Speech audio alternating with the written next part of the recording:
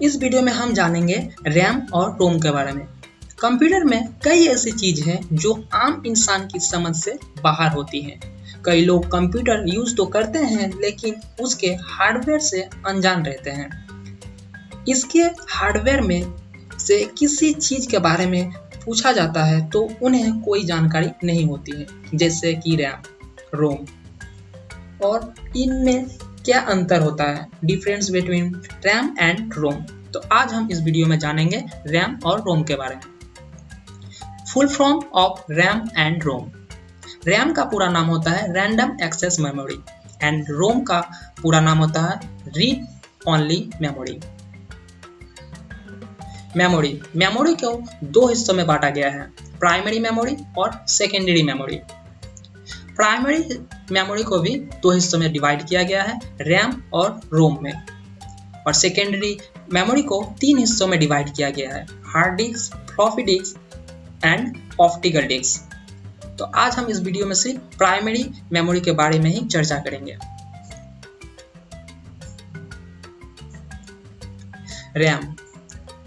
RAM क्या होता है? What is RAM? रैम का पूरा नाम होता है रैंडम एक्सेस मेमोरी। यह कंप्यूटर में स्थित एक हार्डवेयर डिवाइस होती है जो कि डेटा को टेम्पोररी स्टोर करती है। टेम्पोररी मतलब यह कुछ समय के लिए डेटा को स्टोर करती है। रैम को मेन मेमोरी, प्राइमरी मेमोरी या सिस्टम मेमोरी भी कहते हैं।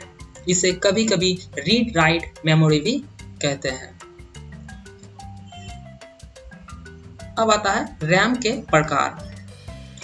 रैम मुख्य रूप से दो तरह के होते हैं, एस रैम और डी रैम। एस रैम क्या होता है? एस रैम, इसका पूरा नाम होता है static random access memory.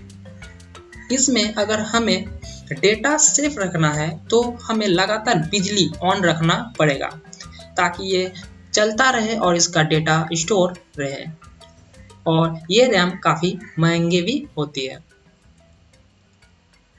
D RAM का पूरा नाम होता है डायनामिक रैंडम एक्सेस मेमोरी। इसे कार्य करने के लिए एक रिफ्रेश पावर की जरूरत होती है तथा इसके पास मेमोरी सेल के लिए ट्रांजिस्टर तथा कैपेसिटर होती है।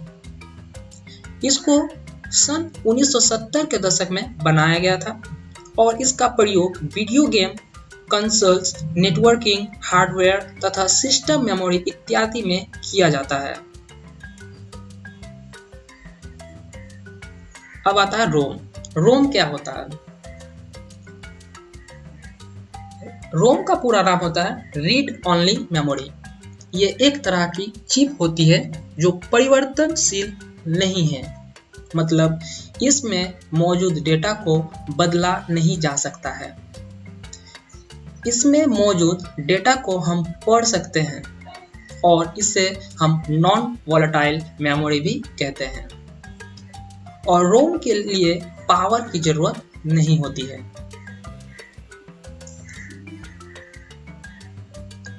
अब आता है रोम के प्रकार। रोम मुख्य रूप से तीन प्रकार के होते हैं, पी रोम, ईपी रोम, EEP रोम, यानी EEP रोम। पी रोम क्या होता है? PR रोम क्या होता है? इसे प्रोग्रामेबल रीड ओनली मेमोरी कहा जाता है। यह एक मेमोरी चिप है जिसे केवल एक बार प्रोग्राम किया जा सकता है, और इसे OTP यानी ऑन टाइम प्रोग्रामेबल चिप भी कहा जाता है।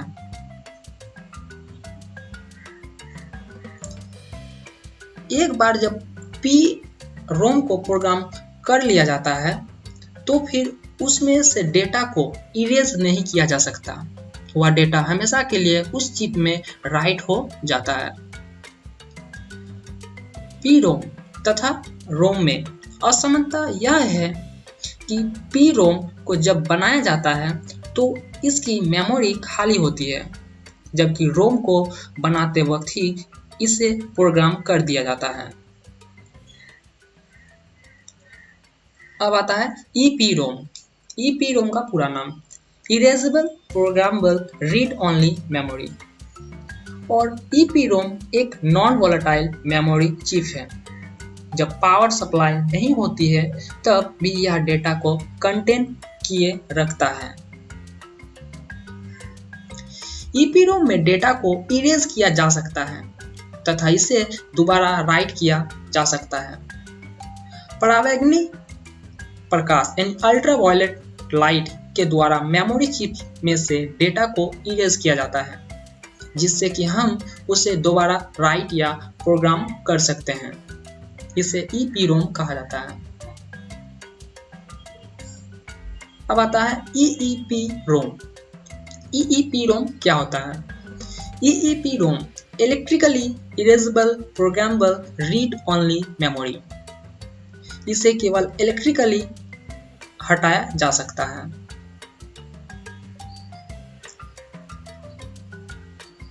अब हम देखेंगे रैम और रोम में क्या अंतर होता है। रोम को हमेशा कंप्यूटर के निर्माण के समय उपयोग किया जा सकता है।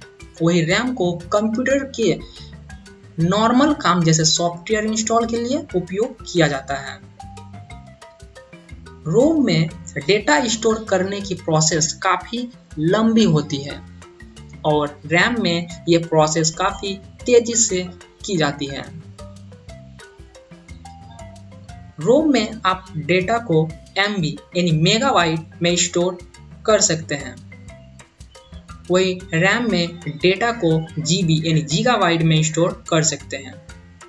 रैम का यूज़ कंप्यूटर की स्पीड को तेज करने के लिए किया जाता है। आपके कंप्यूटर में जितने ज़्यादा GB यानी गीगाबाइट की रैम होगा, कंप्यूटर उतना ही तेजी से चलेगा यानी कार्य करेगा।